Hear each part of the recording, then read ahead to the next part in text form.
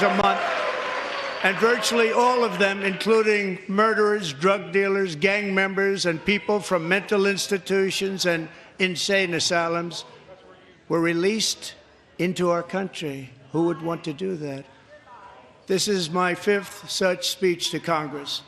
And once again, I look at the Democrats in front of me, and I realize there is absolutely nothing I can say to make them happy or to make them stand or smile or applaud. Nothing I can do. I could find a cure to the most devastating disease, a disease that would wipe out entire nations, announce the answers to the greatest economy in history, or the stoppage of crime to the lowest levels ever recorded. And these people sitting right here will not clap, will not stand, and certainly will not cheer for these astronomical achievements. They won't do it, no matter what. Five times I've been up here. It's very sad, and it just shouldn't be this way.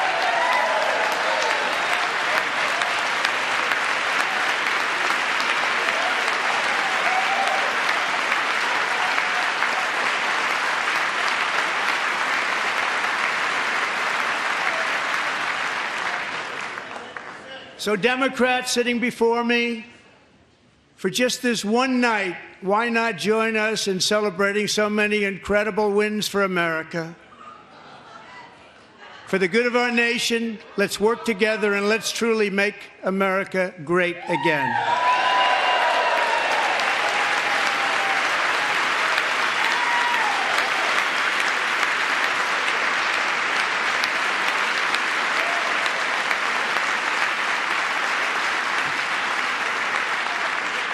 Every day, my administration is fighting to deliver the change America needs to bring a future that America deserves, and we're doing it. This is a time for big dreams and bold action.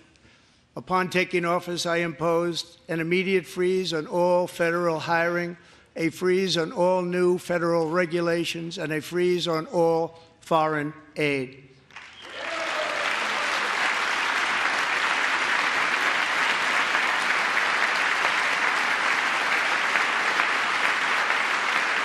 I terminated the ridiculous Green New Scam. I withdrew from the unfair Paris Climate Accord, which was costing us trillions of dollars that other countries were not paying. I withdrew from the corrupt World Health Organization.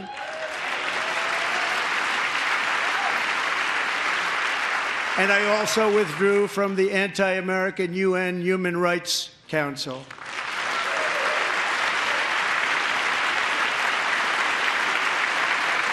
We ended all and totally unaffordable.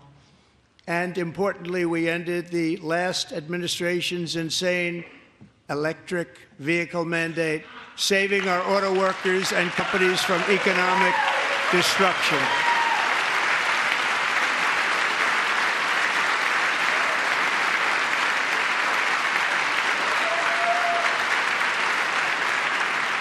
To unshackle our economy, I have directed that for every one new regulation, 10 old regulations must be eliminated, just like I did in my very successful first term.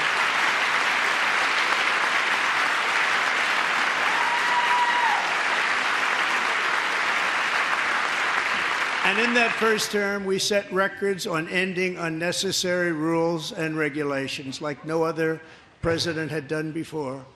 We ordered all federal workers to return to the office. They will either show up for work in person or be removed from their job.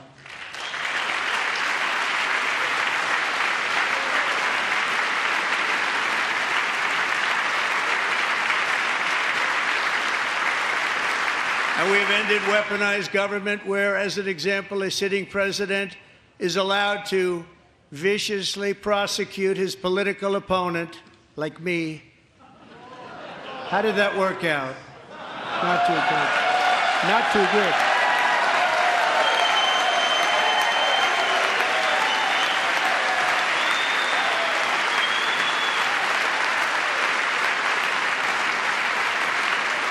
And I have stopped all government censorship and brought back free speech in America. It's back.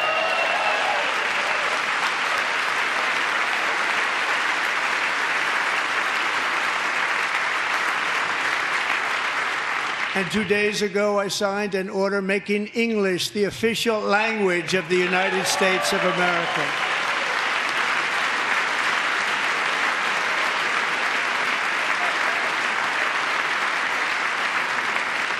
I renamed the Gulf of Mexico the Gulf of America.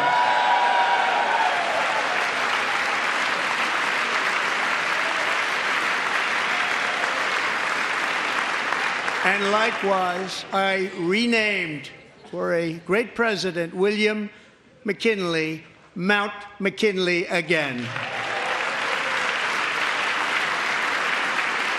Beautiful Alaska. We love Alaska. We've ended the tyranny of so-called diversity, equity, and inclusion policies all across the entire federal government and indeed the private sector and our military. And our country will be woke no longer.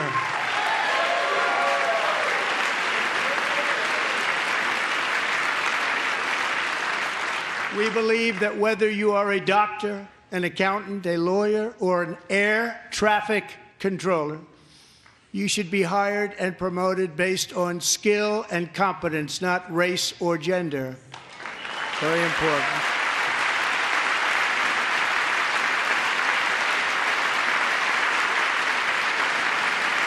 You should be hired based on merit. And the Supreme Court, in a brave and very powerful decision, has allowed us to do so. Thank you. Thank you very much. Thank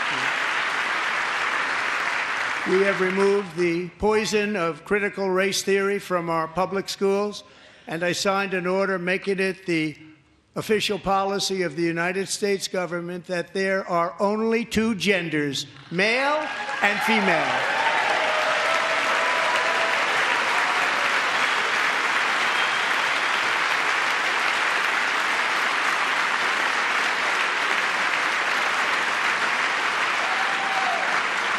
I also signed an executive order to ban men from playing in women's sports.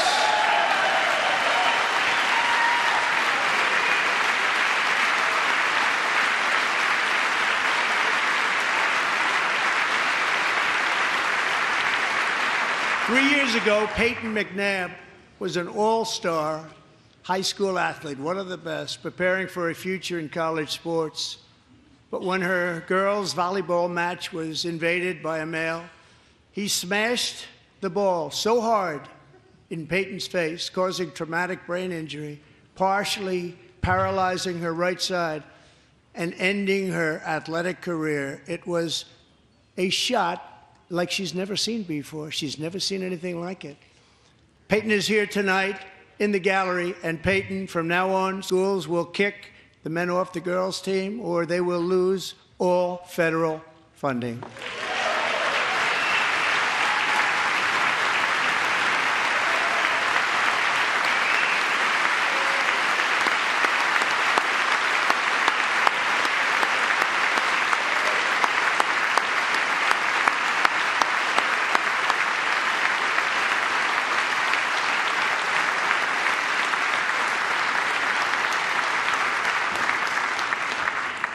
And if you really want to see numbers, just take a look at what happened in the women's boxing, weightlifting, track and field, swimming, or cycling, where a male recently finished a long-distance race 5 hours and 14 minutes ahead of a woman for a new record by 5 hours. Broke the record by 5 hours. It's demeaning for women, and it's very bad for our country. We're not going to put up with it any longer.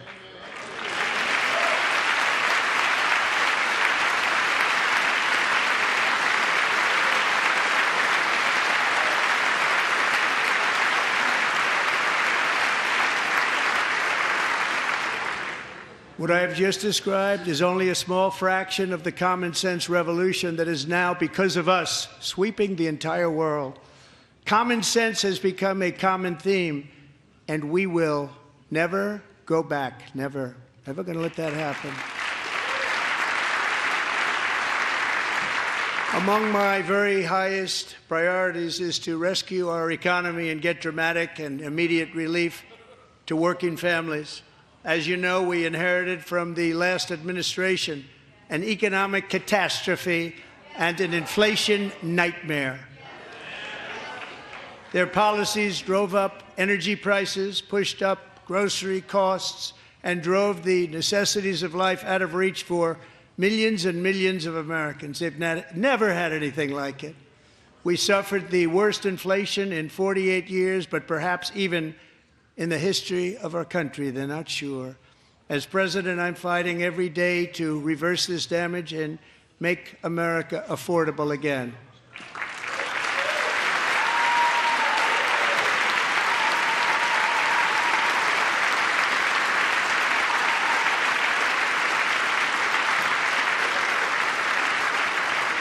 Joe Biden especially let the price of eggs get out of control. The egg price is out of control, and we're working hard to get it back down. Secretary, do a good job on that. You inherited a total mess from the previous administration. Do a good job.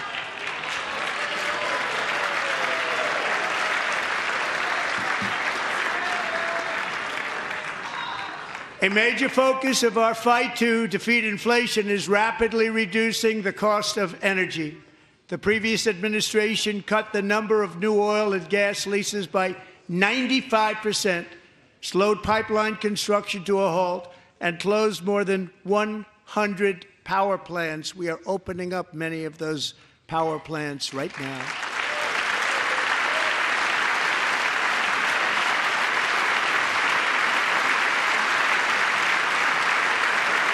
And frankly, we have never seen anything like it.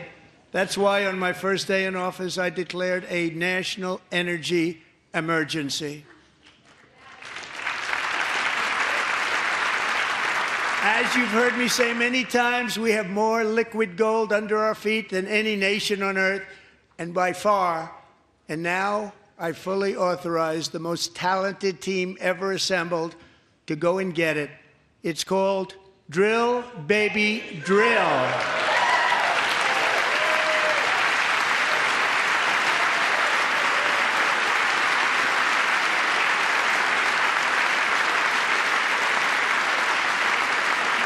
My administration is also working on a gigantic natural gas pipeline in Alaska, among the largest in the world, where Japan, South Korea, and other nations want to be our partner with investments of trillions of dollars each. There's never been anything like that one. It will be truly spectacular. It's all set to go. The permitting is gotten. And later this week, I will also take historic action to dramatically expand production of critical minerals and rare earths here in the USA.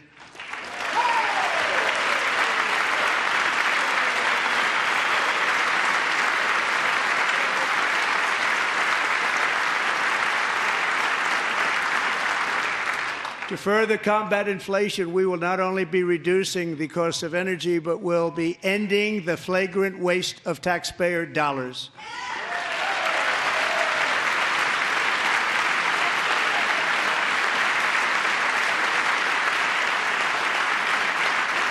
And to that end, I have created the brand new Department of Government Efficiency, DOGE. Perhaps you've heard of it. Perhaps.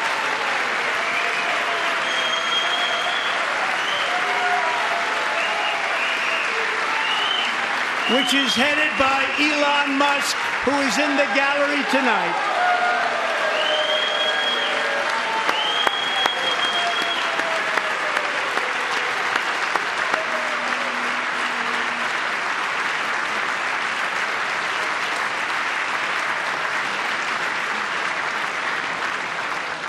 Thank you, Elon. He's working very hard. He didn't need this. He didn't need this.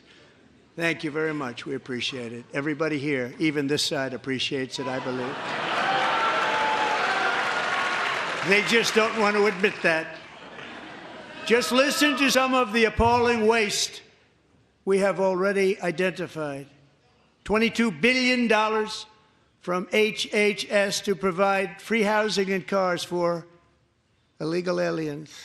$45 million for diversity, equity, and inclusion scholarships in Burma. $40 million to improve the social and economic inclusion of sedentary migrants. Nobody knows what that is. $8 million to promote LGBTQI+ in the African nation of Lesotho, which nobody has ever heard of. $60 million for indigenous peoples and Afro-Colombian empowerment in Central America. $60 million. $8 million for making mice transgender. This is real. $32 million for a left-wing propaganda operation in Moldova. $10 million for male circumcision in Mozambique. $20 million for the Arab Sesame Street in the Middle East. It's a program. $20 million for a program. $1.9 billion to recently created Decarbonization of Homes Committee, headed up, and we know she's involved. Just at the last moment, the money was passed over by a woman named Stacey Abrams. Have you ever heard of her? A $3.5 million consulting contract for lavish fish monitoring. $1.5 million for voter confidence in Liberia. $14 million for social cohesion in Mali. $59 million for illegal alien hotel rooms in New York City. He's a real estate developer. He's done very well. $250,000 to increase vegan local climate action innovation in Zambia. $42 million for social and behavior change in Uganda. $14 million for improving public procurement in Serbia. $47 million for improving learning outcomes in Asia. Asia's doing very well with learning. You know what we're doing. We should use it ourselves. And $101 million for DEI contracts at the Department of Education, the most ever paid, nothing even like it. Under the Trump administration, all of these scams, and they're far worse, but I didn't think it was appropriate to talk about them. They're so bad. Many more have been found out and exposed and swiftly terminated by a group of very intelligent, mostly young people, headed up by Elon, and we appreciate it. We found hundreds of billions of dollars of fraud.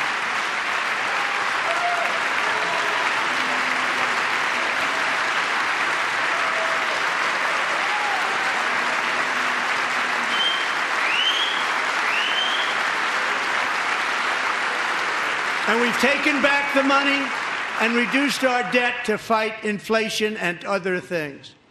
Taken back a lot of that money. We got it just in time.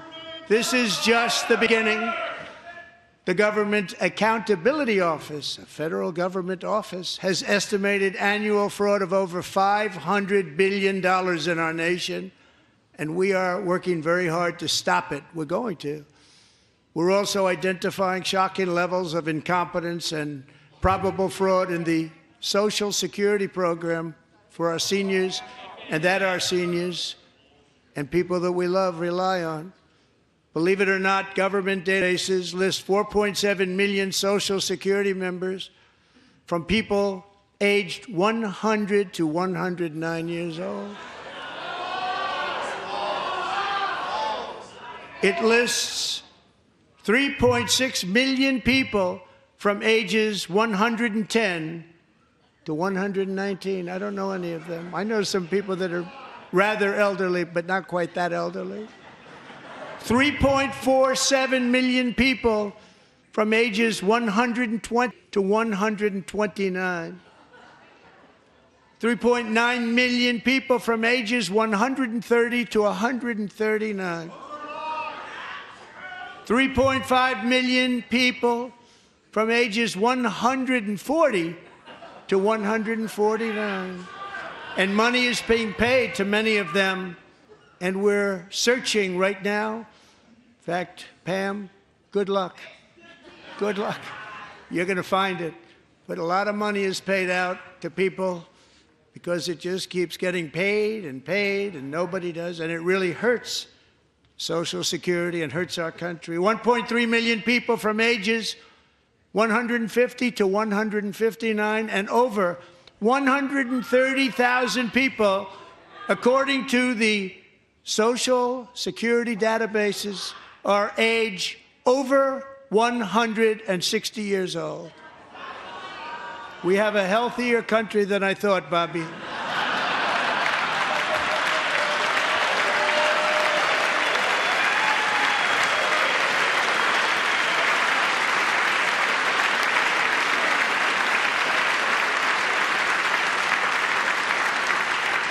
Including, to finish, 1,039 people between the ages of 220 and 229, one person between the age of 240 and 249, and one person is listed at 360 years of age.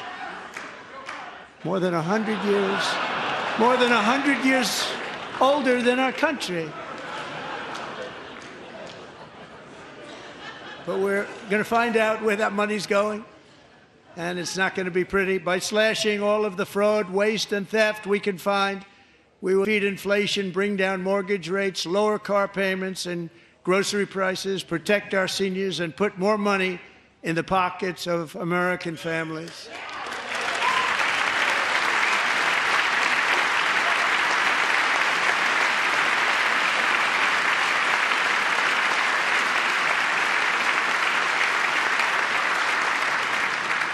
And today, interest rates took a beautiful drop, big, beautiful drop. It's about time.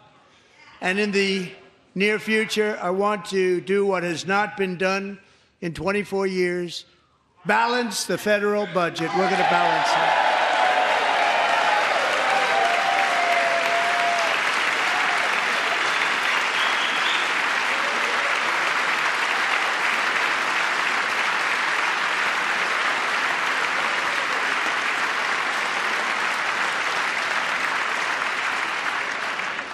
With that goal in mind, we have developed in great detail what we are calling the Gold Card, which goes on sale very, very soon.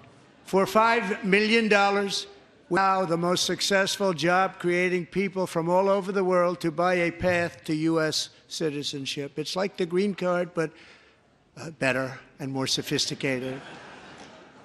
And these people will have to pay tax in our country. They won't have to pay tax from where they came.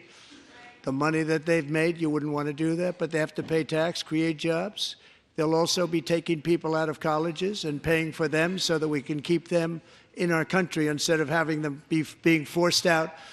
Number one, at the top school, as an example, being forced out and not being allowed to stay and create tremendous numbers of jobs and great success for a company out there. So while we take out the criminals, killers, traffickers, and child predators, who are allowed to enter our country under the open border policy of these people, the Democrats, the Biden administration, the open border insane policies that you've allowed to destroy our country. We will now bring in brilliant, hardworking, job-creating people. They're going to pay a lot of money, and we're going to reduce our debt with that money.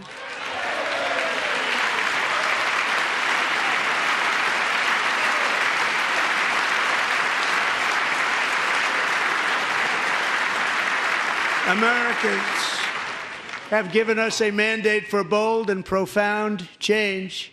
For nearly 100 years, the federal bureaucracy has grown until it has crushed our freedoms, ballooned our deficits, and held back America's potential in every possible way. The nation founded by pioneers and risk-takers now drowns under millions and millions of pages of regulations and debt. Approvals that should take 10 days to get instead take 10 years, 15 years, and even 20 years before you're rejected. Meanwhile, we have hundreds of thousands of federal workers who have not been showing up to work. My administration will reclaim power from this unaccountable bureaucracy, and we will restore true democracy to America again.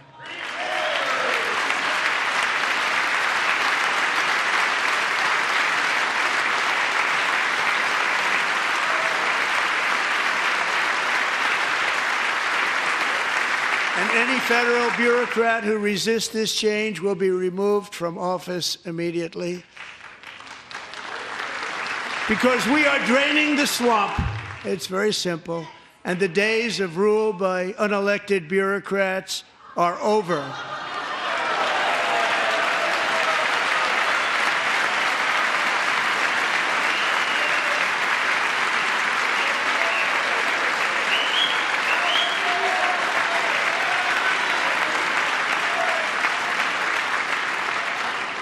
And the next phase of our plan to deliver the greatest economy in history is for this Congress to pass tax cuts for everybody. They're in there. They're waiting for you to vote.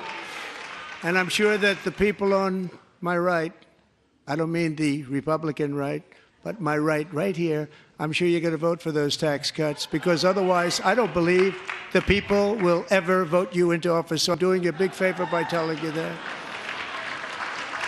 But I know this group is going to be voting for the tax.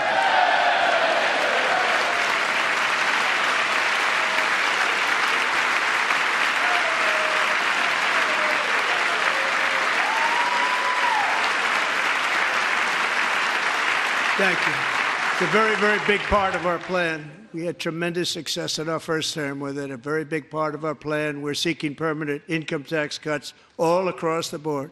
And to get urgently needed relief to Americans hit especially hard by inflation, I'm calling for no tax on tips, no tax on overtime, and no tax on Social Security benefits for our great seniors.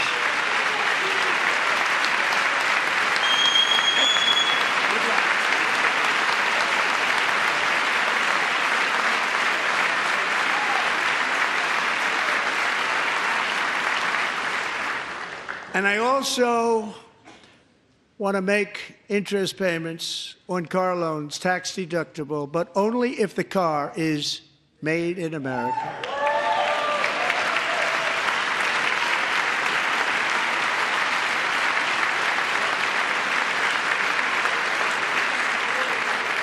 And by the way, we're going to have growth in the auto industry like nobody's ever seen. Plants are opening up all over the place. Deals are being made. Never seen. That's a combination of the election win and tariffs. It's a beautiful word, isn't it?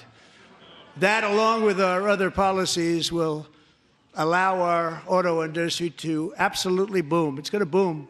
Spoke to the majors today, all three, the top people, and they're so excited. In fact, already numerous car companies have announced that they will be building massive automobile plants in America, with Honda just announcing a new plant in Indiana, one of the largest anywhere in the world.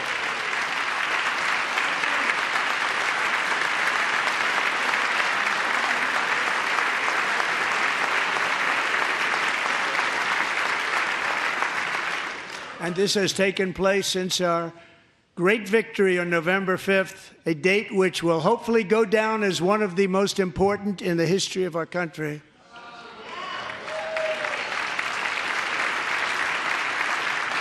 In addition, as part of our tax cuts, we want to cut taxes on domestic production and all manufacturing. And just as we did before, we will provide 100% expensing. It will be retroactive to January 20th, 2025. And it was one of the main reasons why our tax cuts were so successful in our first term, giving us the most successful economy in the history of our country. First term. We had a great first term.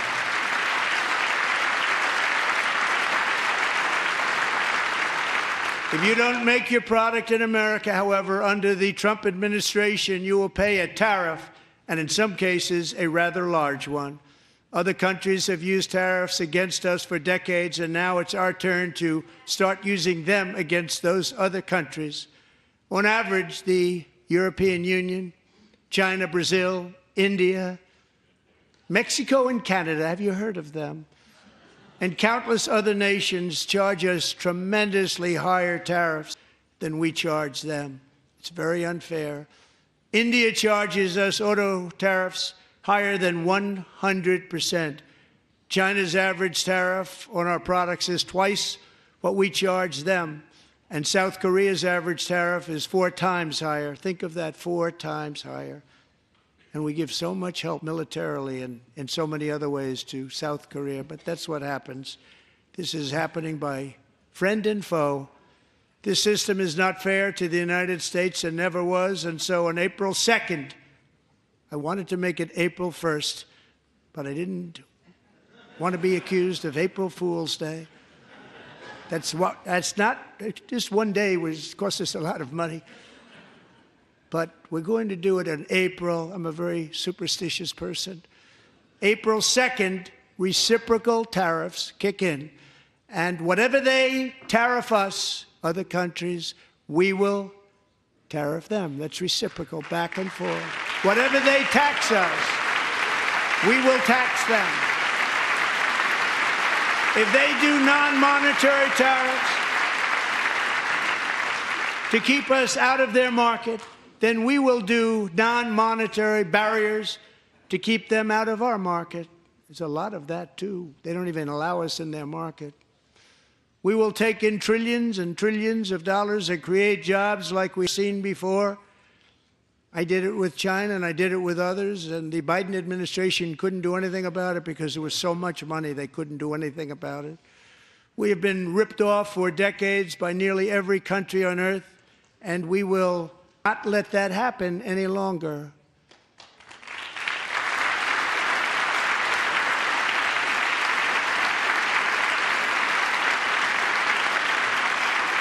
Much has been said over the last 3 months about Mexico and Canada, but we have very large deficits with both of them. But even more importantly, they've allowed fentanyl to come into our country at levels never seen before, killing hundreds of thousands of our citizens and many very young, beautiful people, destroying families. Nobody's ever seen anything like it. They are, in effect, receiving subsidies of hundreds of billions of dollars. We pay subsidies to Canada and to Mexico of hundreds of billions of dollars, and the United States will not be doing that any longer. We're not going to do it any longer.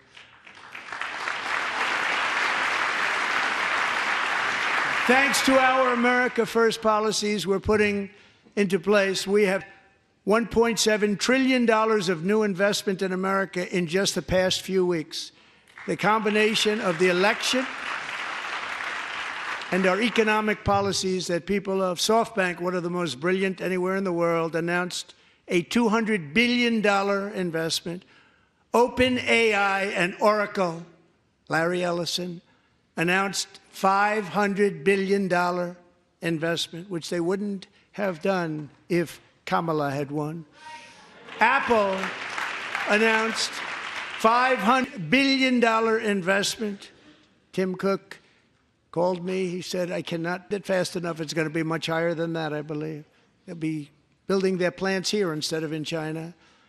And just yesterday, Taiwan Semiconductor, the biggest in the world, most powerful in the world, has a tremendous amount, 97% of the market, announced a $165 billion investment to build the most powerful chips on earth right here in the USA.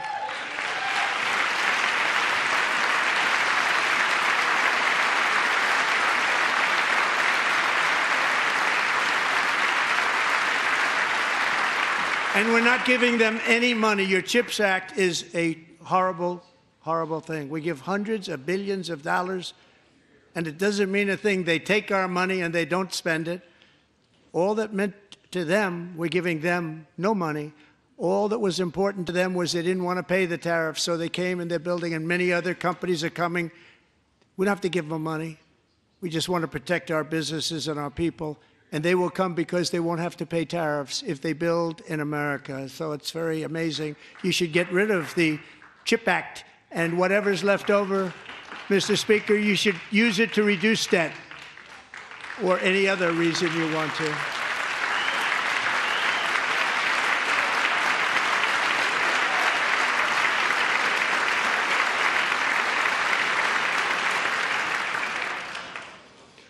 Our new trade policy will also be great for the American farmer. I love the farmer. Who will now be selling into our home market, the USA, because nobody is going to be able to compete with you. Because those goods that come in from other countries and companies, they're really in a bad position in so many different ways. They're uninspected. They may be very dirty and disgusting, and they come in and they pour in, and they hurt our American farmers. The tariffs will go on agricultural product coming into America, and our farmers, starting on April 2nd, it may be a little bit of an adjustment period. We had that before when I made the deal with China, $50 billion of purchases, and I said, just bear with me, and they did. They did. Probably have to bear with me again, and this will be even better. That was great. The problem with it was that Biden didn't enforce it. He didn't enforce it. $50 billion of purchases, and we were doing great, but Biden did not enforce it, and it hurt our farmers. But our farmers are going to have a field day right now. So to our farmers, have a lot of fun. I love you too. I love you too. It's all going to happen.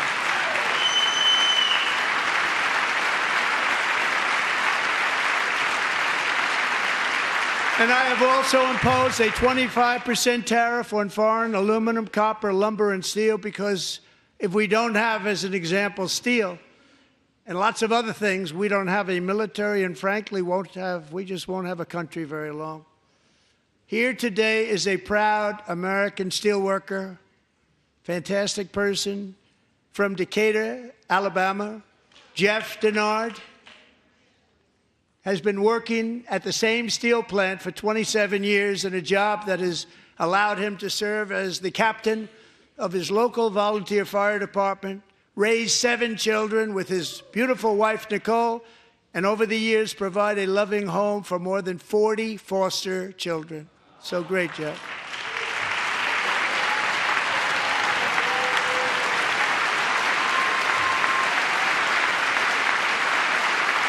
Thank you, Jeff. Thank you, Jeff.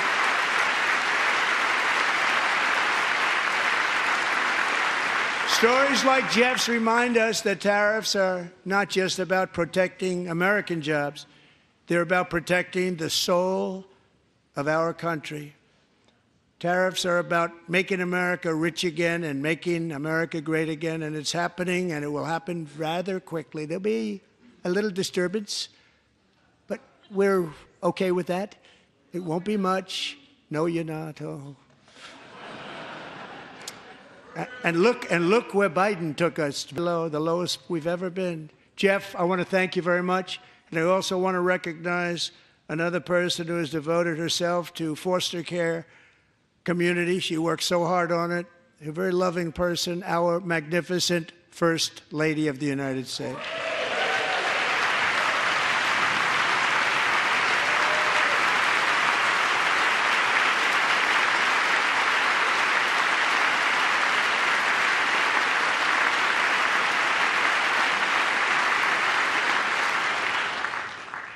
Melania's work has yielded incredible results, helping prepare our nation's future leaders as they enter the workforce. Our First Lady is joined by 2 impressive young women, very impressive. Haley Ferguson, who benefited from the First Lady's Fostering the Future initiative and is poised to complete her education and become a teacher. And Elliston Berry, who became a victim of an illicit deepfake image produced by a peer. With Elliston's help, the Senate just passed the Take It Down Act, and this is so important. Thank you very much, John. John Thune, thank you. Stand up, John. Thank you, John.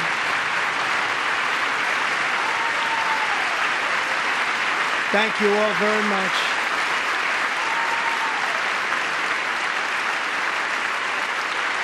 Thank you. And thank you to John Thune and the Senate. Great job.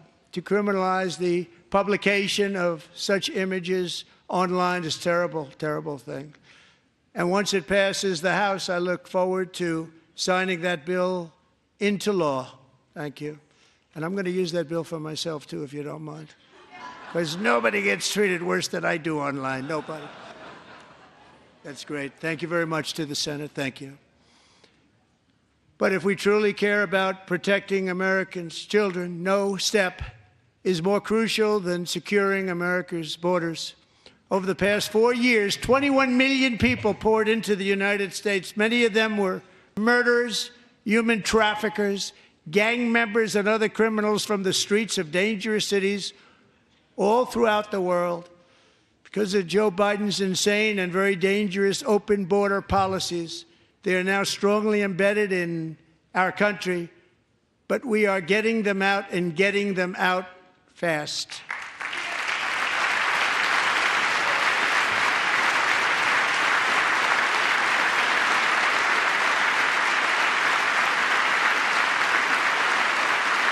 And I want to thank Tom Homan and Christy. I want to thank you and Paul of Border Patrol.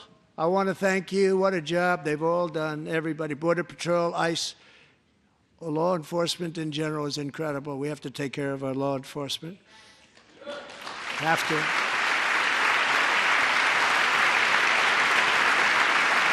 Last year, a brilliant 22-year-old nursing student named Laken Riley, the best in her class, admired by everybody, went out for a jog on the campus of the University of Georgia. That morning, Laken was viciously attacked, assaulted, beaten, brutalized, and horrifically murdered. Laken was stolen from us by a savage illegal alien gang member who was arrested while trespassing across Biden's open southern border and then set loose into the United States under the heartless policies of that failed administration. It was indeed a failed administration. He had then been arrested and released in a Democrat-run sanctuary city, a disaster, before ending the life of this beautiful young angel. With us this evening are Laken's beloved mother, Allison, and her sister, Lauren.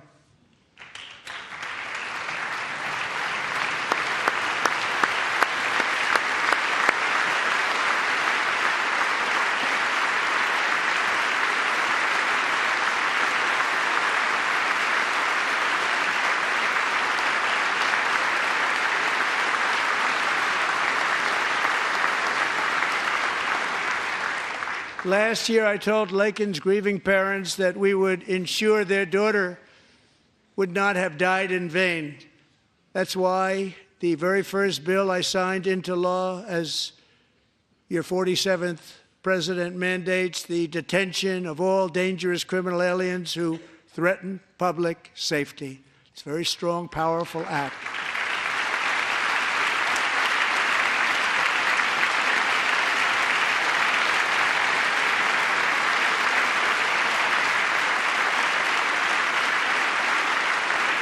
It's called the Laken-Riley Act.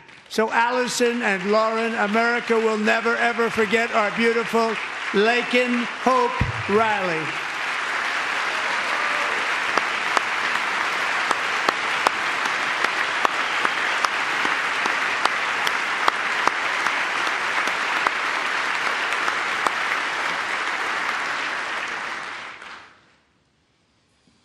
Thank you very much. Since taking office, my administration has launched the most sweeping border and immigration crackdown in American history, and we quickly achieved the lowest numbers of illegal border crossers ever recorded. Thank you.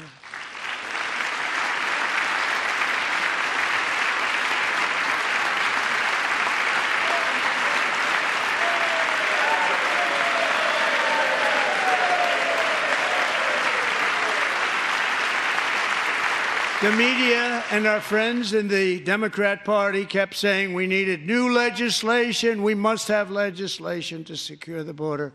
But it turned out that all we really needed was a new president.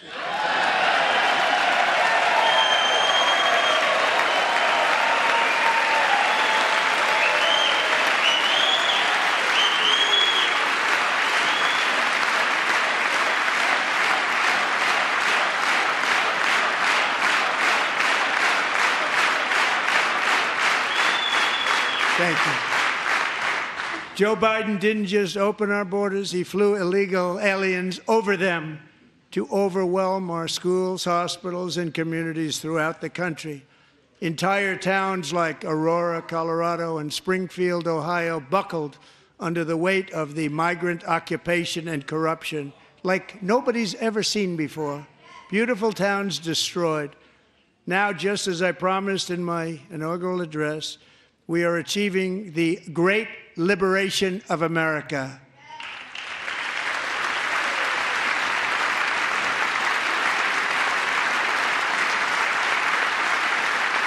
But there still is much work to be done. Here tonight is a woman I have gotten to know, Alexis Nungari from Houston. Wonderful woman. Last June, Alexis's 12-year-old daughter, her precious Jocelyn, walked to a nearby convenience store. She was kidnapped, tied up, assaulted for 2 hours under a bridge, and horrifically murdered. Arrested and charged with this heinous crime are 2 illegal alien monsters from Venezuela, released into America by the last administration through their ridiculous open border. The death of this beautiful 12-year-old girl and the agony of her mother and family touched our entire nation greatly. Alexis, I promised that we would always remember your daughter, your magnificent daughter, and earlier tonight I signed an order keeping my word to you. One thing I have learned about Jocelyn is that she loved animals so much. She loved nature. Across Galveston Bay, from where Jocelyn lived in Houston, you will find a magnificent national wildlife refuge, a pristine, peaceful, 34,000-acre sanctuary for all of God's creatures on the edge of the Gulf of America. Alexis, moments ago, I formally renamed that refuge in loving memory of your beautiful daughter, Jocelyn. So, Mr. Vice President, if you would, may I have the order?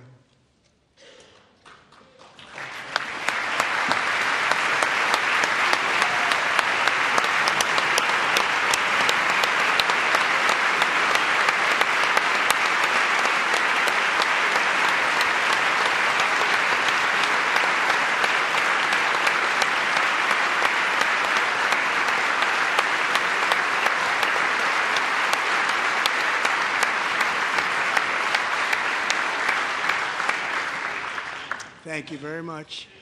All 3 savages charged with Jocelyn and Lakin's murders were members of the Venezuelan prison gang, the toughest gang, they say, in the world, known as Tren de Aragua.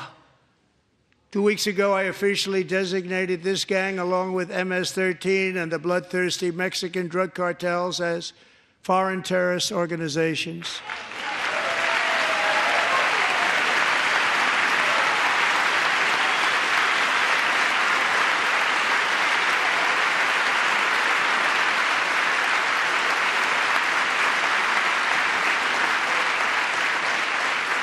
They are now officially in the same category as ISIS, and that's not good for them. Countless thousands of these terrorists were welcomed into the U.S. by the Biden administration. But now every last one will be rounded up and forcibly removed from our country, or, if they're too dangerous, put in jails, standing trial in this country, because we don't want them to come back ever. With us this evening is a warrior on the front lines of that battle, Border Patrol Agent Roberto Ortiz. Great guy.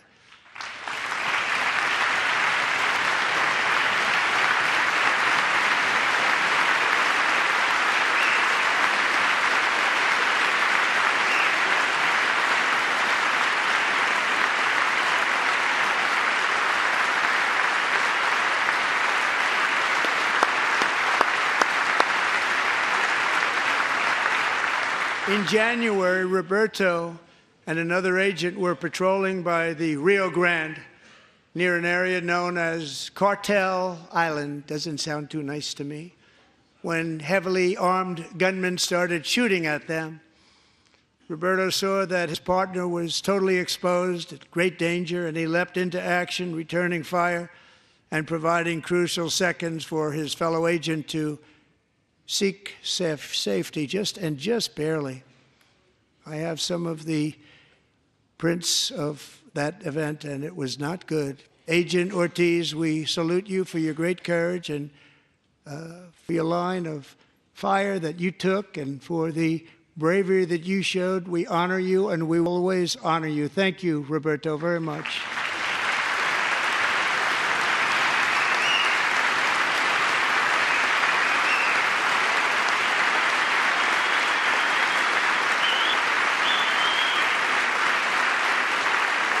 Thank you, Roberto. And I actually got to know him on my many calls to the border. He's a great gentleman. The territory to the immediate south of our border is now dominated entirely by criminal cartels that murder, rape, torture, and exercise total control. They have total control over a whole nation, posing a grave threat to our national security. The cartels are waging war in America, and it's time for America to wage war on the cartels, which we are doing.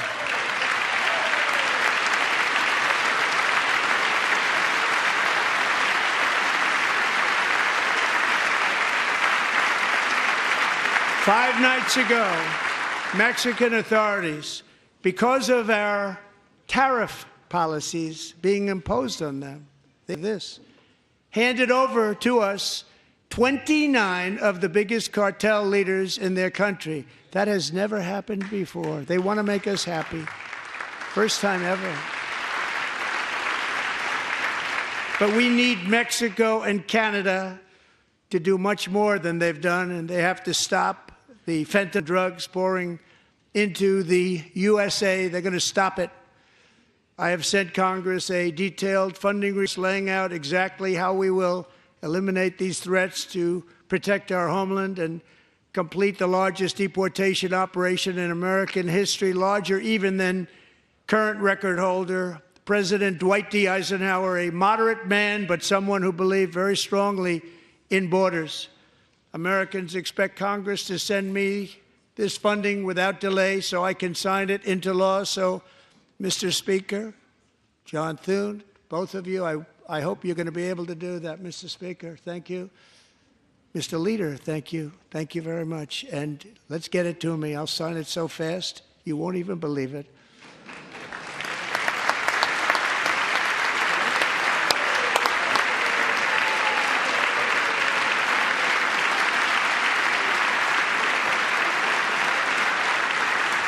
And as we reclaim our sovereignty, we must also bring back law and order to our cities and towns.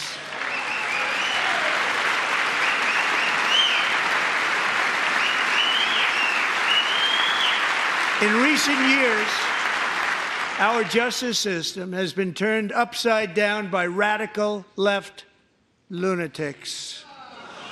Many jurisdictions virtually ceased enforcing the law against dangerous repeat offenders while weaponizing law enforcement against political opponents like me. My administration has acted swiftly and decisively to restore fair, equal, and impartial justice under the constitutional rule of law, starting at the FBI and the DOJ. Pam, good luck. Cash, wherever you may be, good luck. Good luck. Pam Bondi. Good luck. So important. Going to do a great job. Cash, thank you. Thank you, Cash.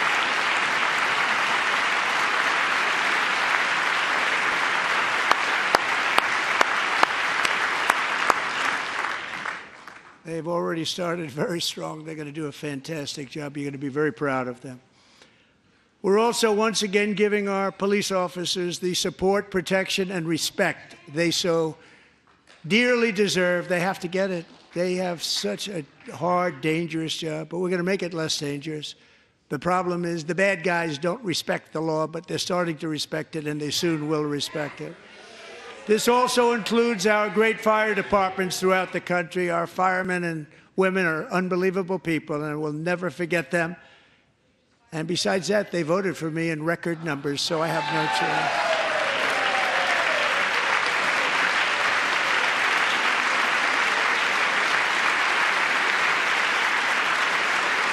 1 year ago this month, 31-year-old New York police officer Jonathan Diller, unbelievably wonderful person and a great officer, was gunned down at a traffic stop on Long Island. I went to his funeral.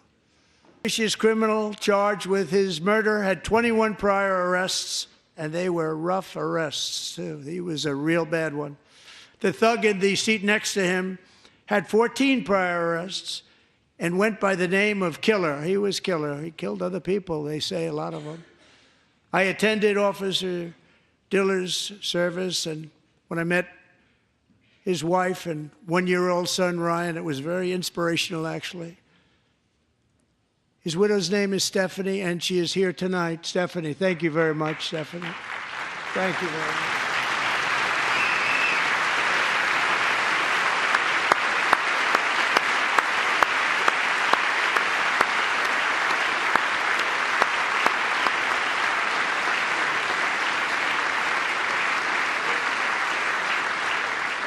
Stephanie, we're going to make sure that Ryan knows his dad was a true hero, New York's finest, and we're going to get these cold-blooded killers and repeat offenders off our streets, and we're going to do it fast. Got to stop it. They get out with 28 arrests. They push people into subway trains. They hit people over the head, back of the head with baseball bats. We got to get them out of here. I've already signed an executive order requiring a mandatory death penalty for anyone who murders a police officer, and tonight I'm asking Congress to pass that policy into permanent law.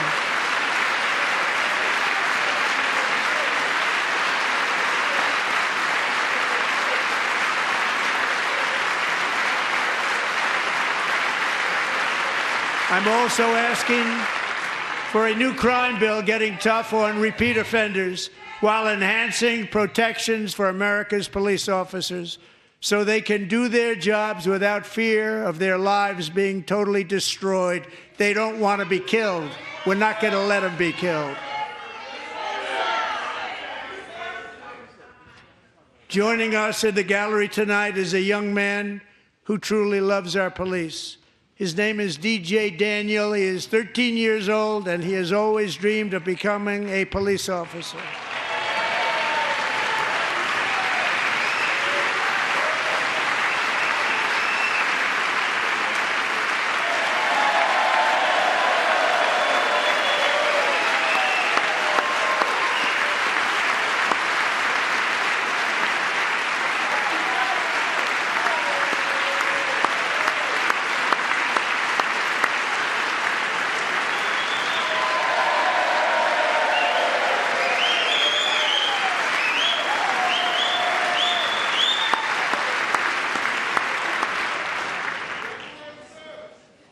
But in 2018, DJ was diagnosed with brain cancer. The doctors gave him 5 months at most to live. That was more than 6 years ago.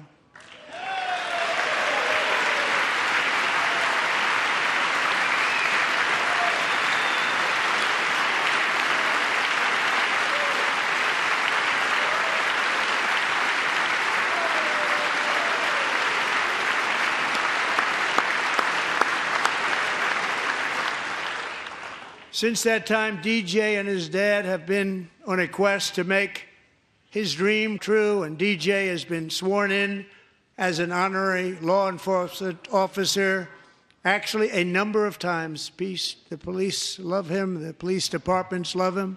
And tonight, DJ, we're going to do you the biggest honor of them all. I am asking our new Secret Service Director, Sean Curran, to officially make you an agent of the United States Secret Service.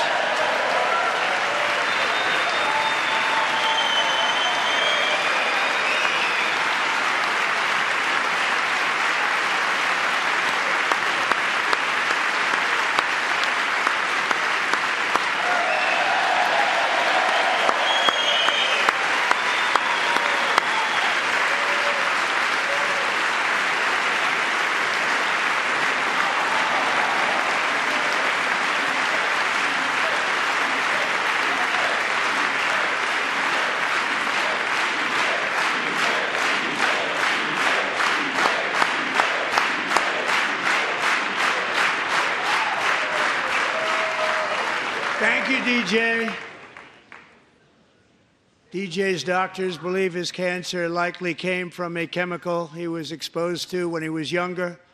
Since 1975, rates of child cancer have increased by more than 40%.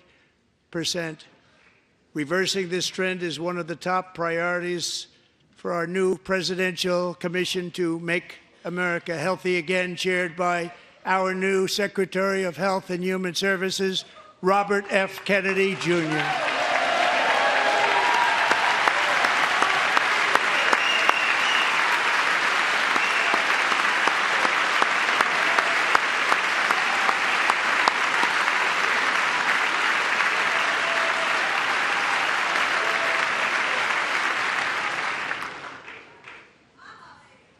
With the name Kennedy, you would have thought everybody over here would have been cheering. How quickly they forget.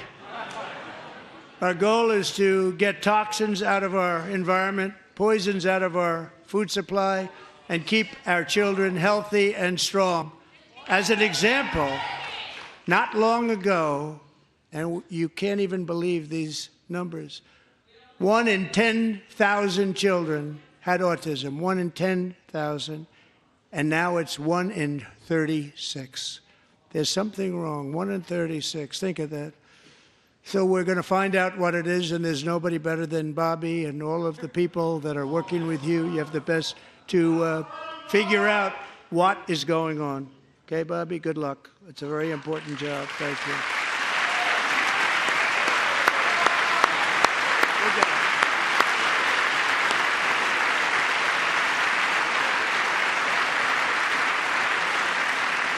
Thank you.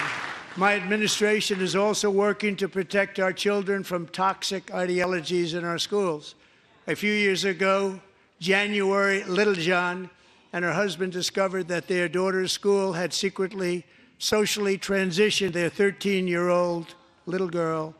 Teachers and administrators conspired to deceive January and her husband while encouraging her daughter to use a new name and pronouns. They, them pronoun, actually, all without telling January, who is here tonight and is now a courageous advocate against this form of child abuse. January, thank you. Thank you. Thank you very much.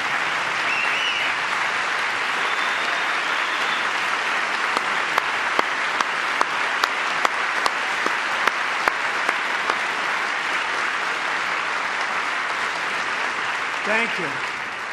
Stories like this are why, shortly after taking office, I signed an executive order banning public schools from indoctrinating children with transgender ideology.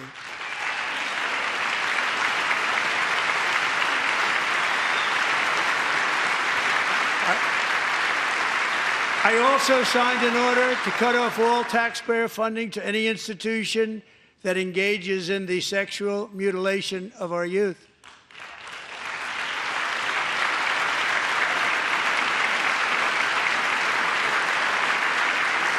And now I want Congress to pass a bill permanently banning and criminalizing sex changes on children and forever ending the lie that any child is trapped in the wrong body.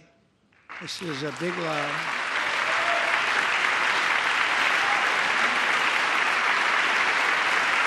And our message to every child in America is that you are perfect exactly the way God made you.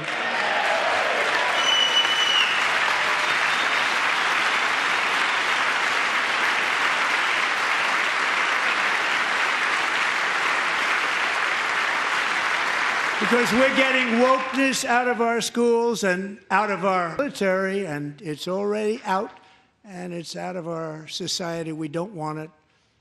Wokeness is trouble. Wokeness is bad. It's gone. It's gone. And we feel so much better for it, don't we? Don't we feel better? Our service members won't be activists and ideologues. They will be fighters and warriors. They will fight for our country. And Pete, congratulations. Secretary of Defense, congratulations.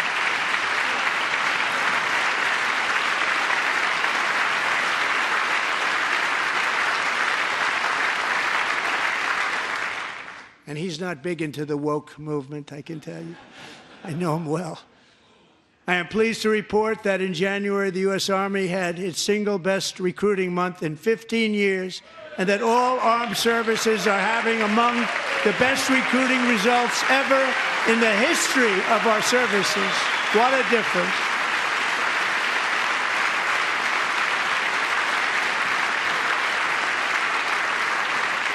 And you know, it was just a few months ago where the results were exactly the opposite. We couldn't recruit anywhere. We couldn't recruit.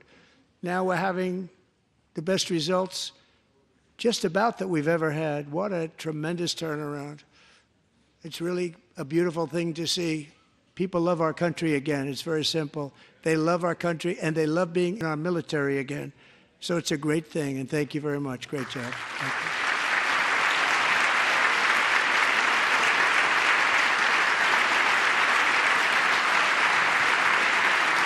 We're joined tonight by a young man, Jason Hartley, who knows the weight of that call of duty.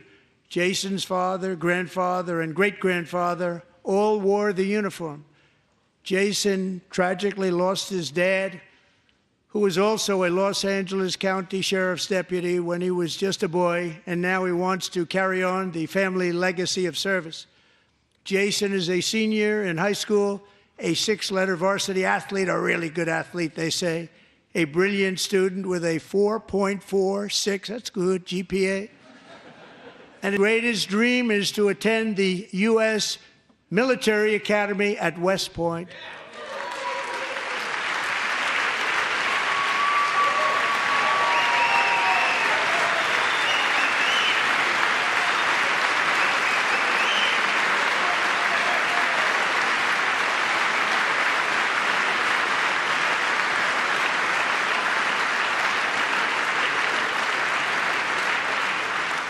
And Jason, that's a very big deal getting in. That's a hard one to get into. But I'm pleased to inform you that your application has been accepted. You will soon be joining the Corps of Cadets.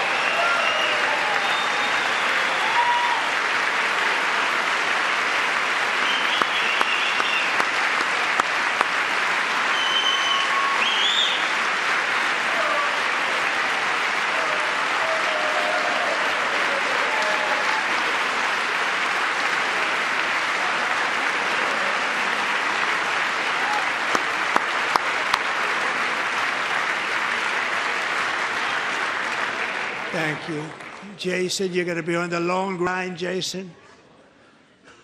As Commander-in-Chief, my focus is on building the most powerful military of the future. As a first step, I'm asking Congress to fund a state-of-the-art Golden Dome missile defense shield to protect our homeland, all made in the USA.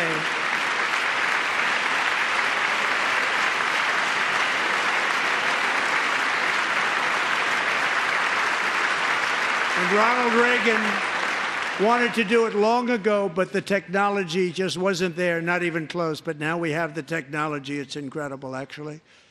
And other places, they have it. Israel has it. Other places have it. And the United States should have it too, right, Tim, right? They should have it too. So I want to thank you. But it's a very, very important. This is a very dangerous world. We should have it. We want to be protected, and we're going to protect our citizens like never before. To boost our defense industrial base, we are also going to resurrect the American shipbuilding industry, including commercial shipbuilding and military shipbuilding.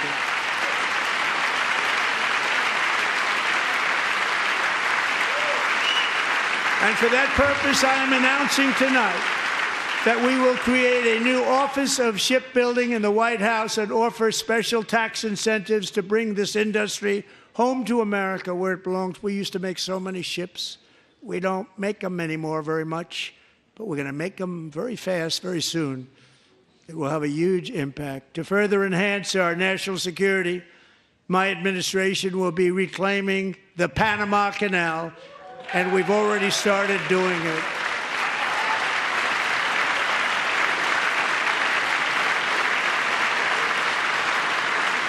Just today, a large American company announced they are buying both ports around the Panama Canal and lots of other things having to do with the Panama Canal and a couple of other canals.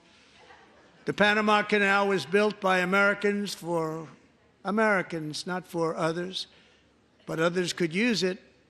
But it was built at tremendous cost of American blood and treasure. 38,000 workers died building the Panama Canal. They died of malaria. They died of snake bites and mosquitoes. Not a nice place to work. They paid them very highly to go there, knowing there was a 25% chance that they would die. The most expensive project also that was ever built in our country's history, if you bring it up to modern day costs. It was given away by the Carter administration for $1, but that agreement has been violated very severely. We didn't give it to China. We gave it to Panama, and we're taking it back.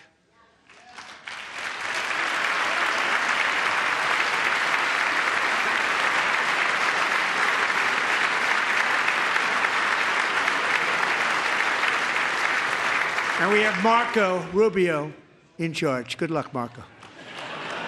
Now, we know who to blame if anything goes wrong. Marco's been amazing, and he's going to do a great job. Think of it. He got 100 votes. You know, he was approved with actually 99, but the 100th was this gentleman, and I feel very certain. So let's assume he got 100 votes. And I'm either very, very happy about that or I'm very concerned about it. But he's already proven. I mean, he's a great gentleman. He's respected by everybody, and we appreciate you voting for Marco. He's going to do a fantastic job. Thank you. Thank you. He's doing a great job. Great job. And I also have a message tonight for the incredible people of Greenland. We strongly support your right to determine your own future. And if you choose, we welcome you into the United States of America. We need Greenland for national security and even international security, and we're working with everybody involved to try and get it.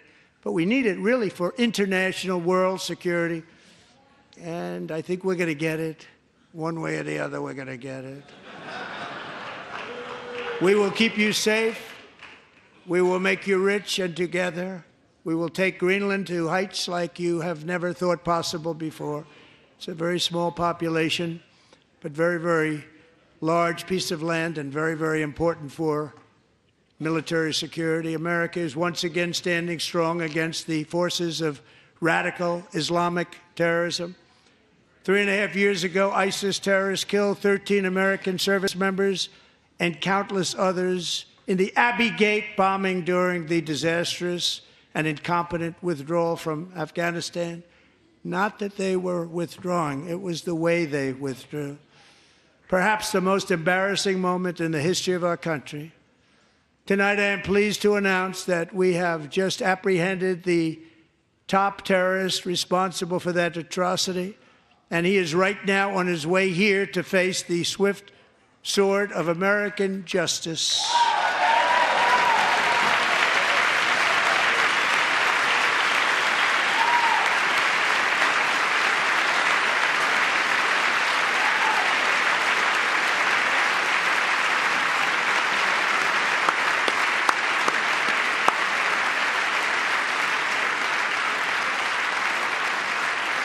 And I want to thank especially the government of Pakistan for helping arrest this monster.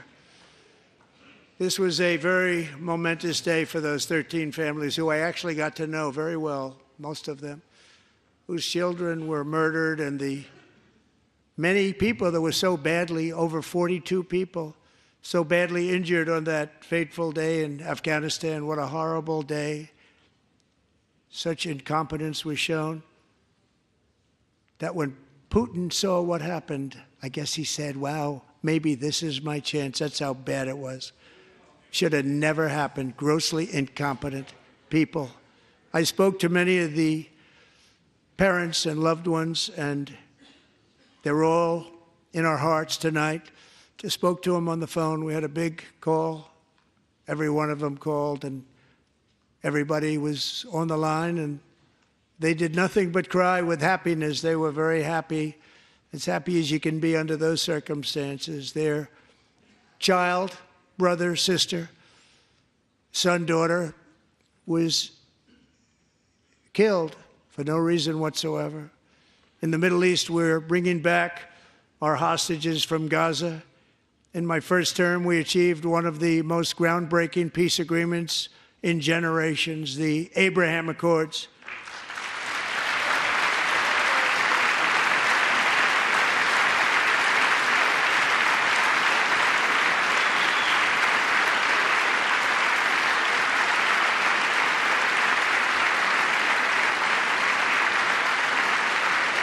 And now we're going to build on that foundation to create a more peaceful and prosperous future for the entire region. A lot of things are happening in the Middle East. People have been talking about that so much lately with everything going on with Ukraine and Russia.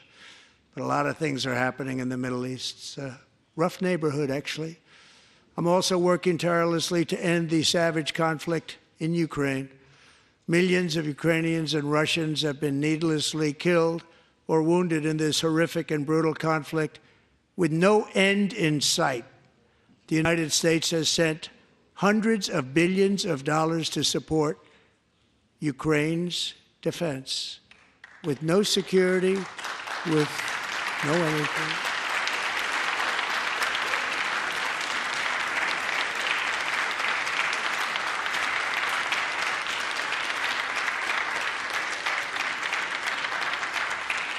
Do you want to keep it going for another 5 years?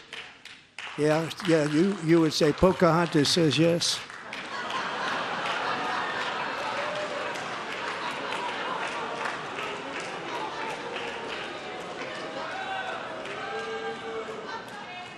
$2,000 people are being killed every single week. More than that. They're Russian young people. They're Ukrainian young people. They're not Americans. But I want it to stop. Meanwhile, Europe has sadly spent more money buying Russian oil and gas than they have spent on defending Ukraine, by far. Think of that. They've spent more buying Russian oil and gas than they have defending. And we've spent perhaps $350 billion, like taking candy from a baby. That's what happened. And they've spent $100 billion. What a difference that is. And we have an ocean separating us, and they don't. But we're getting along very well with them, and lots of good things are happening. Biden has authorized more money in this fight than Europe has spent, by billions and billions of dollars. It's hard to believe that they wouldn't have stopped it and said at some point, come on, let's equalize. You got to be equal to us. But that didn't happen. Earlier today, I received an important letter from President Zelensky of Ukraine. The letter reads, Ukraine is ready to come to the negotiating table as soon as possible to bring lasting peace closer. Nobody wants peace more than the Ukrainians, he said. My team and I stand ready to work under President Trump's strong leadership to get a peace that lasts. We do really value how much America has done to help Ukraine maintain its sovereignty and independence. Regarding the agreement on minerals and security, Ukraine is ready to sign it at any time that is convenient for you. I appreciate that he sent this letter, just got it a little while ago.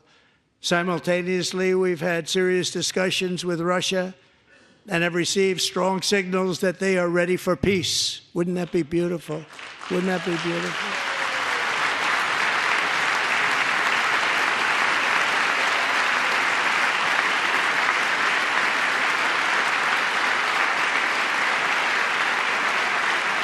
Wouldn't that be beautiful?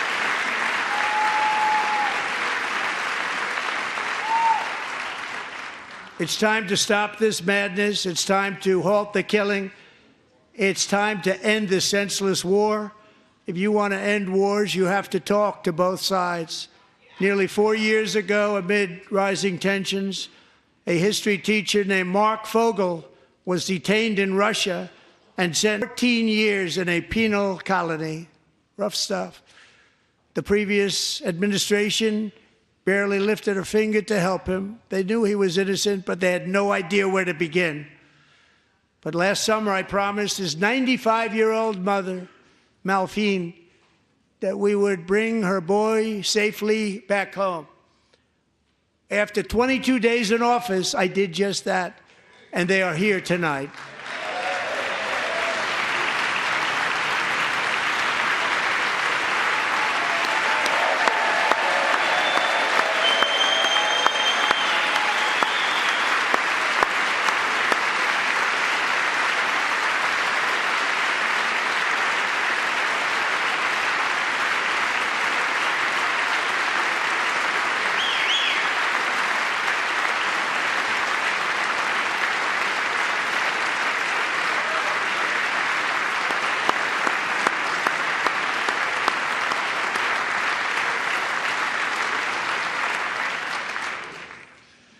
To Mark and his great mom, we are delighted to have you safe and sound and with us. As fate would have it, Mark Fogel was born in a small rural town in Butler, Pennsylvania. Have you heard of it? Where his mother has lived for the past 78 years. I just happened to go there last July 13th for a rally. That was not pleasant. And that is where I met his beautiful mom right before I walked onto that stage. And I told her I would not forget what she said about her son. And I never did I? Never forgot. Less than 10 minutes later, at that same rally, gunfire rang out, and a sick and deranged assassin unloaded 8 bullets from his sniper's perch into a crowd of many thousands of people.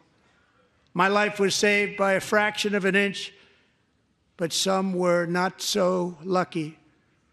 Corey Comparator was a firefighter, a veteran, a Christian, a husband, a devoted father, and above all, a protector. When the sound of gunshots pierced the air, it was a horrible sound. Corey knew instantly what it was and what to do. He threw himself on top of his wife and daughters and shielded them from the bullets with his own body. Corey was hit really hard. You know the story from there. He sacrificed his life to save theirs. 2 others, very fine people, were also seriously hit. But thankfully, with the help of 2 great country doctors, we thought they were gone and they were saved. So those doctors had great talent.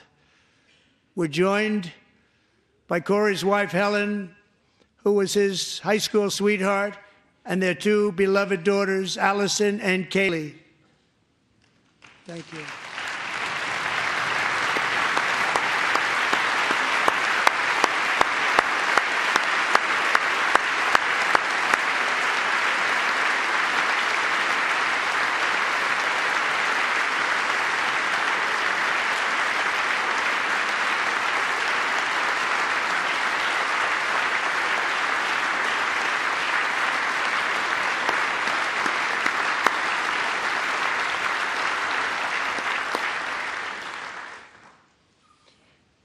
To Helen, Allison, and Kaylee, Corey is looking down on his 3 beautiful ladies right now, and he is cheering you on. He loves you.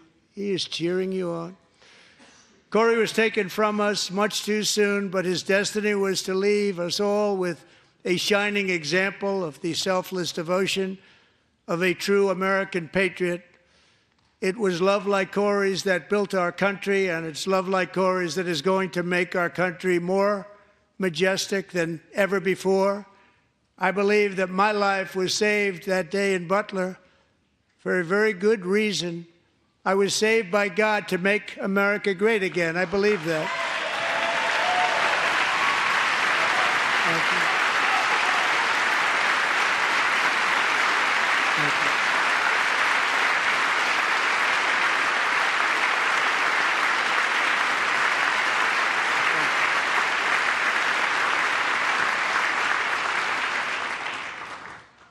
Thank you very much. From the Patriots of Lexington and Concord, to the heroes of Gettysburg and Normandy, from the warriors who crossed the Delaware to the trailblazers who climbed the Rockies, and from the legends who soared at Kitty Hawk to the astronauts who touched the moon.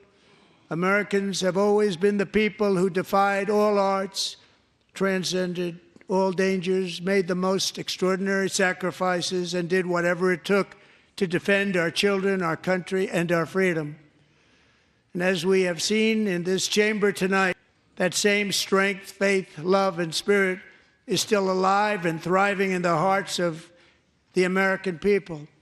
Despite the best efforts of those who would try to censor us, silence us, break us, destroy us, Americans are today a proud, free, sovereign, and independent nation that will always be free, and we will fight for it till death. We will never let anything happen to our beloved country, because we are a country of doers, dreamers, fighters, and survivors. Our ancestors crossed a vast ocean, strode into the unknown wilderness, and carved their fortunes from the rock and soil of a perilous and very dangerous frontier. They chased our destiny across a boundless continent. They built the railroads, laid the highways, and graced the world with American marvels like the Empire State Building, the mighty Hoover Dam, and the towering Golden Gate Bridge. They lit the world with electricity, broke free of the force of gravity, fired up the engines of American industry, vanquished the communists, fascists, and Marxists all over the world, and gave us countless modern wonders sculptured out of iron, glass, and steel. We stand on the shoulders of these pioneers who won and built the modern age, these workers who poured their sweat into the skylines of our cities, these warriors who shed their blood on fields of battle and gave everything they had for our rights and for our freedom. Now it is our time to take up the righteous cause of American liberty. And it is our turn to take America's destiny into our own hands and begin the most thrilling days in the history of our country. This will be our greatest era. With God's help, over the next 4 years, we are going to lead this nation even higher, and we are going to forge the freest, most advanced, most dynamic, and most dominant civilization ever to exist on the face of this earth. We are going to create the highest quality of life, build the safest and wealthiest and healthiest and most vital communities anywhere in the world. We are going to conquer the vast frontiers of science, and we are going to lead humanity into space and plant the American flag on the planet Mars and even far beyond.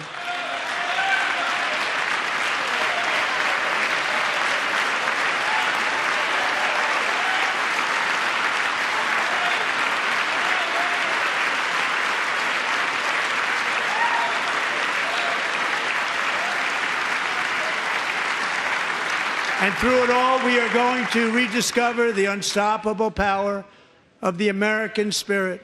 And we are going to renew unlimited promise of the American dream. Every single day, we will stand up and we will fight, fight, fight for the country our citizens believe in and for the country our people deserve.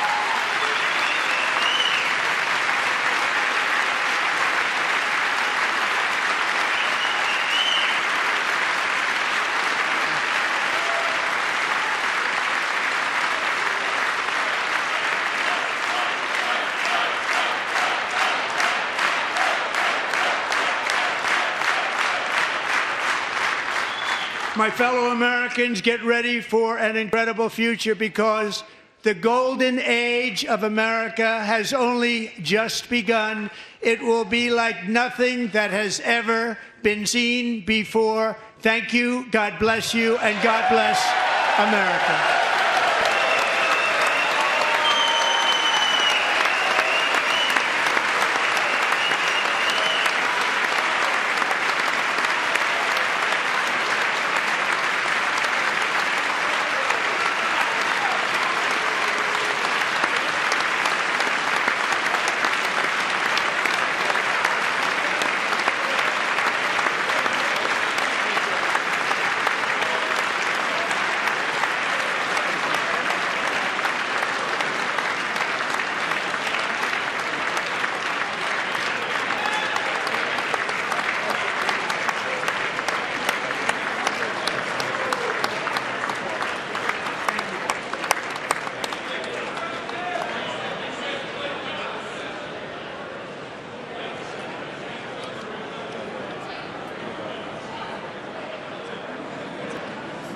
Thank you very much. Great job.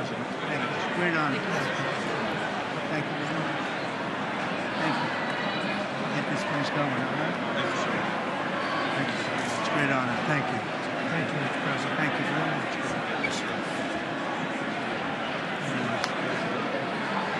Thank you very much. Appreciate it. Thank you. I see you soon. Young people from all over America. Well, I'm trying to. Great guy. Thank you. That's your favorite. Thanks. Thank you very much. Appreciate it. Howard. Thank you again. Thank you again. Won't forget. So good. Yeah, it's good. So good, sir. Thank you. Best. Terrific, Mr. Really good. It's really outstanding. Thanks. Thank you. Yes, sir. Thank you. Good job, Mr. President. Thanks. We got you. Great. Mr. President, one of your best speeches. Thanks again, Mr. President. Thank you, Mr. President. Thanks for the phone call last night, too. Thank you. Absolutely. You know that. Thank you very much. I'll do it. Just give me the information. I'm not going to get it, please. Sorry. Thank you, everybody. Great speech. Great. Thank you. Best speech ever. Yes. Good. Congratulations. Good job. Can you sign it?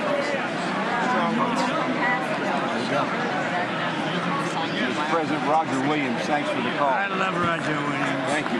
You don't have to introduce yourself. Thank you, sir. Mr. President. I know you better than you do, Roger. Thank you so much. My great baseball player. America Good is- job. Great job you're doing. America is back. Thank you so much, Welcome you Mr. back in President. Pennsylvania anytime, sir. They stood for. Thank you all. Got him, you got him. Oh, man. Well done. They stood for another country, not our country. That was phenomenal. It's hard to believe, isn't it? That was fantastic, sir. That was Thank you very much. Thank you. quick selfie. Mr. President. Good job, Mr. President. Great job. Thank you so much. Great speech, sir. Great speech.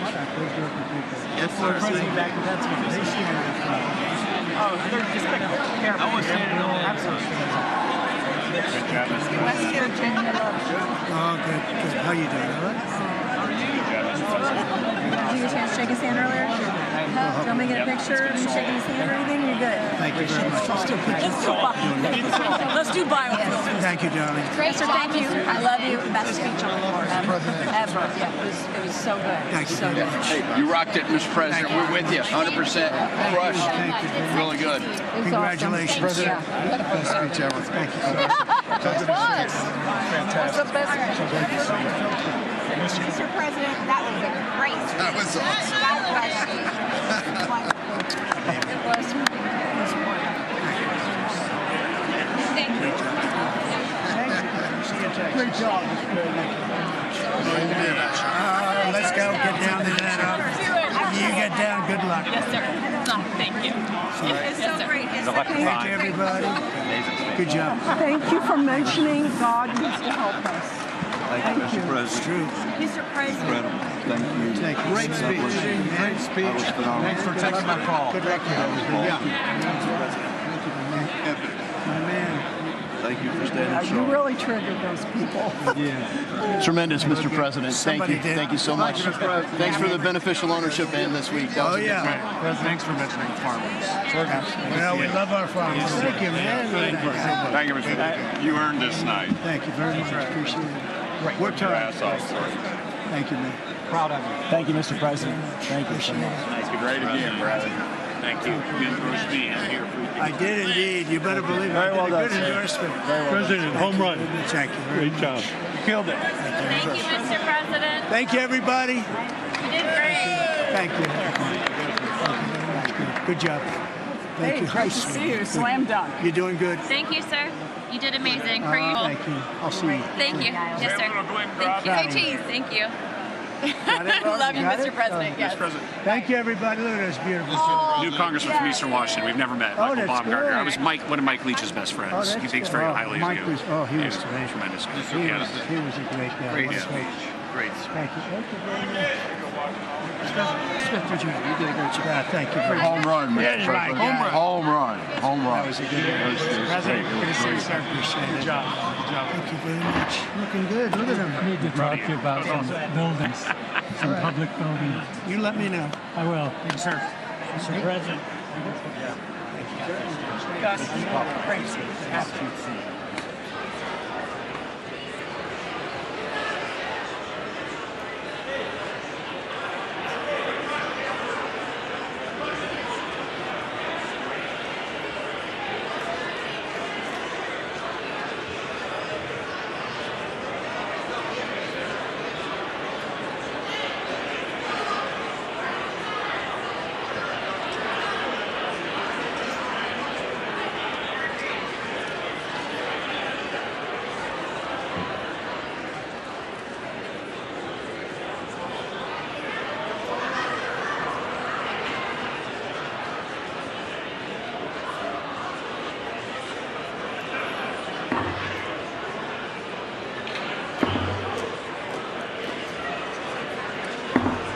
The House will be in order.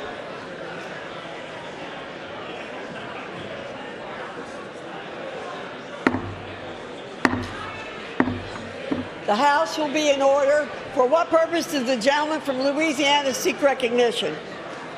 Speaker, I move that the message of the President be referred to the Committee of the Whole House on the State of the Union and ordered printed. Without objection.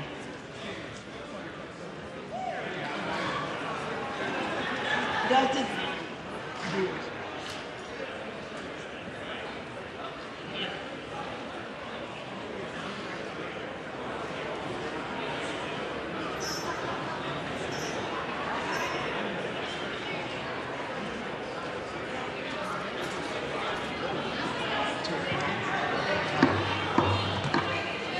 Does the gentleman from Louisiana have a motion?